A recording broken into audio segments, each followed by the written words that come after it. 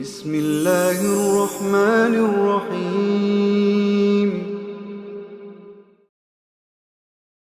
الحديث الثاني والأربعون، حديث چلودوم. عن أنس بن مالك رضي الله عنه قال: سمعت رسول الله صلى الله عليه وسلم يقول. أنس بن مالك رضي الله عنه میفرماید که ما شنیدم از پیغمبر صلی الله علیه و سلم که میفرمود: قال الله تعالى، الله سبحانه وتعالى میفرماید: یا ابن آدم، ای اولاد آدم، انک ما دعوتنی، یقینا تو مادامی که تو مرا میطلبی، سوال میکنی از پیش ما، و رجوتنی، امید داری برای بخشیدن گناهایت، غفرت لک، ما بخشش میکنم برای تو، علا ما کان منک،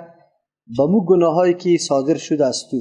ولا ابالی، هیچ باکی هم ندارم، یعنی ما از کسی ترس یا گپا نیست سر ما. یا ابن آدم، ای اولاد آدم، لو بلغت ذنوبک،